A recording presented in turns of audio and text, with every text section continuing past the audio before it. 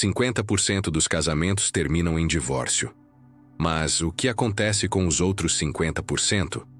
Muitos deles desejam que pudessem se divorciar. Eles se sentam um de frente para o outro nas mesas de jantar, rolando o celular em vez de conversar. Dormem na mesma cama, mas vivem em mundos diferentes. Tornaram-se estranhos que compartilham uma hipoteca e um sobrenome. Carl Gustav Jung, o psicólogo que mapeou os territórios mais profundos da mente humana, teve uma revelação perturbadora sobre isso. Ele descobriu que o que chamamos de amor romântico é, na verdade, uma das maiores ilusões psicológicas da humanidade. Segundo Jung, não nos apaixonamos por pessoas reais. Nos apaixonamos por projeções, imagens idealizadas do nosso inconsciente que projetamos sobre outra pessoa.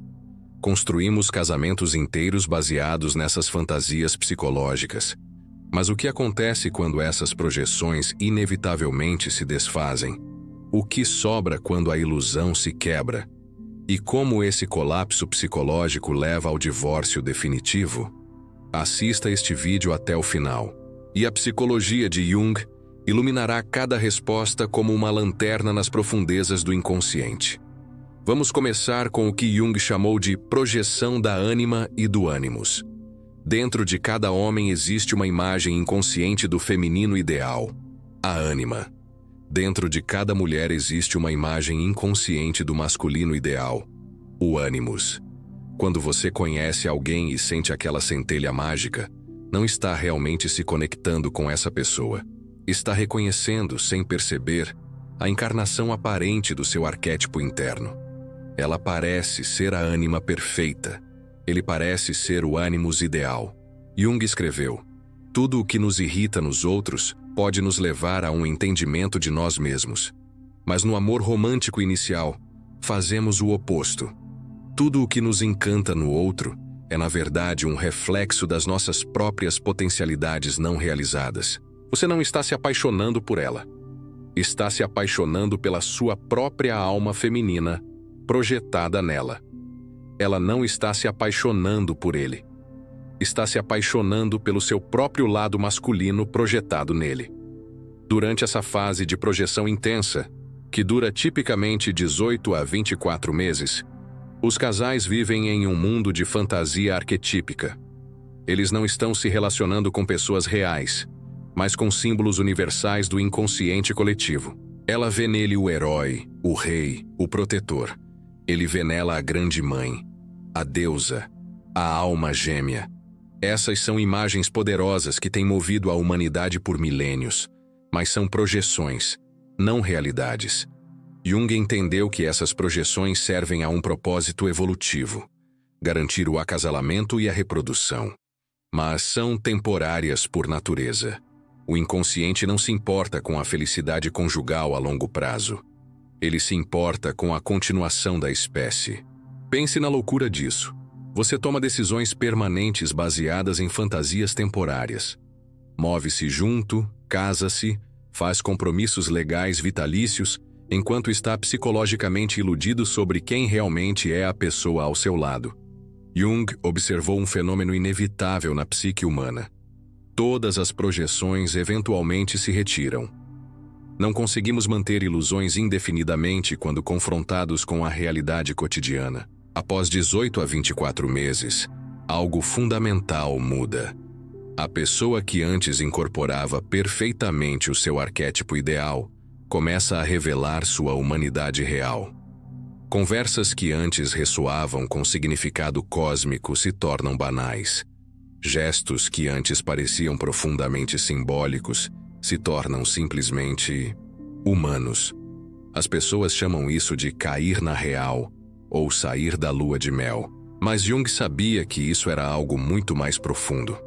A psique estava retirando suas projeções e forçando você a ver a pessoa real pela primeira vez. Durante a fase de projeção, o parceiro parecia completá-lo porque você estava vendo seus próprios aspectos não desenvolvidos refletidos nele.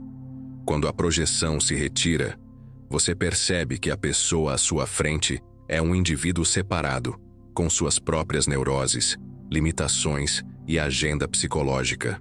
Jung chamou isso de o confronto com a alteridade.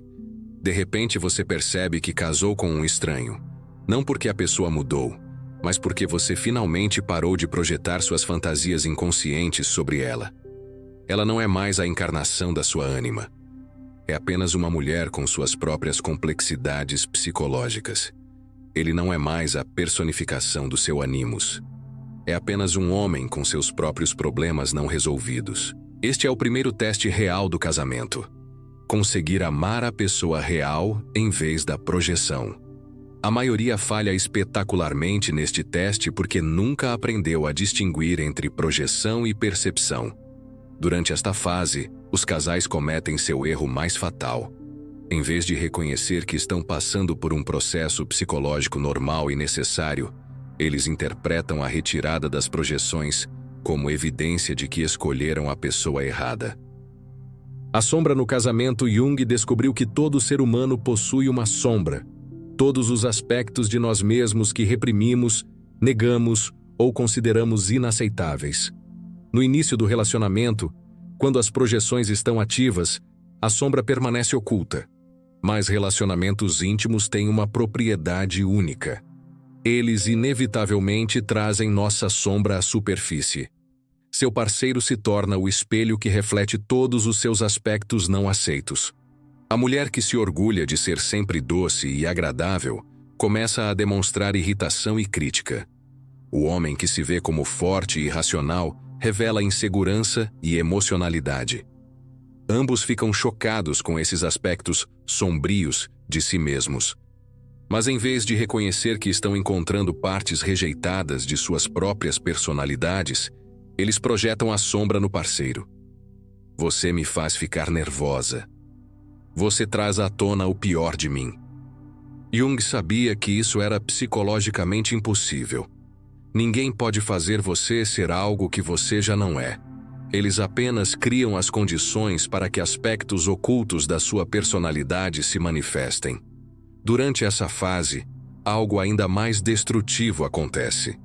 Para manter a harmonia e evitar o confronto com a sombra, os parceiros começam a fortalecer suas personas, as máscaras psicológicas que apresentamos ao mundo. A persona é útil na sociedade, mas tóxica em relacionamentos íntimos. Ela nos faz suprimir aspectos autênticos de nós mesmos para nos encaixarmos nas expectativas do parceiro e da sociedade. A mulher aventureira desenvolve uma persona de esposa cautelosa e responsável. O homem criativo adota a persona do provedor prático e previsível. Ambos sacrificam aspectos vitais de suas personalidades para manter a paz no casamento. Jung via isso como uma traição fundamental do self, o centro autêntico da personalidade. Quando você vive através da persona por muito tempo, perde contato com quem realmente é. O que eles não percebem é que estão destruindo exatamente os aspectos de si mesmos que criaram a atração inicial. O mistério se torna previsibilidade. A espontaneidade se torna rigidez. A paixão se torna conformidade.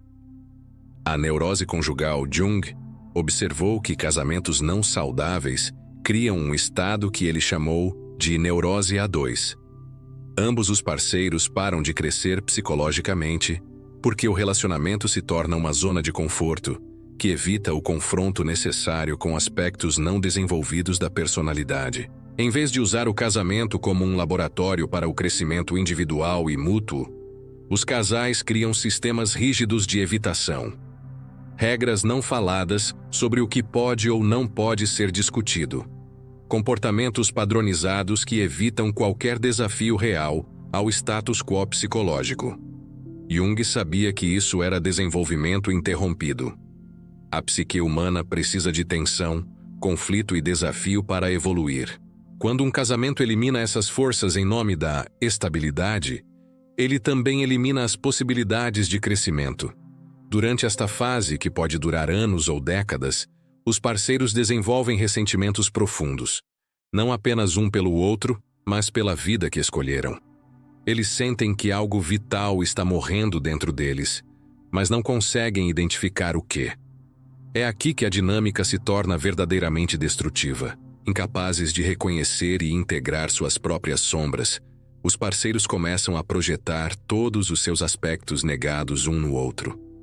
Ela se torna o repositório de toda a sua raiva reprimida, suas ambições frustradas, sua sexualidade não expressa.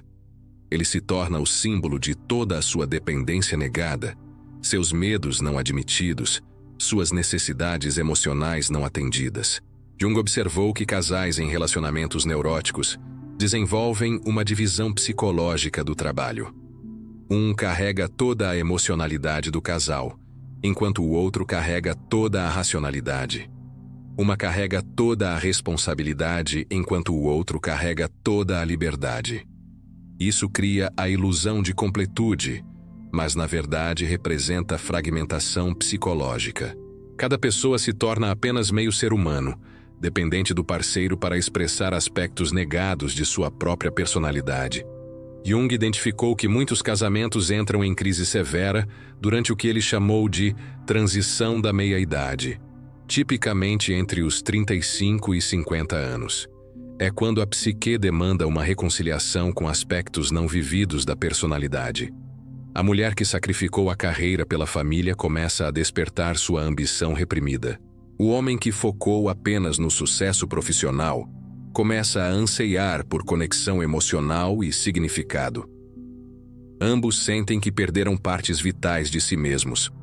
Durante essa fase, casos extraconjugais se tornam comuns, não por imoralidade, mas por necessidade psicológica.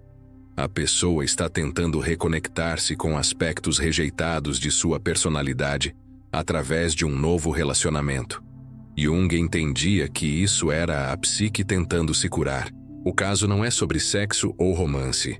É sobre encontrar partes perdidas do self, que foram sacrificadas no altar da conformidade conjugal. A fase final é o que Jung chamaria de enantiodromia. A tendência dos opostos se transformarem um no outro quando levados ao extremo. Anos de repressão e conformidade eventualmente se transformam em rebelião explosiva.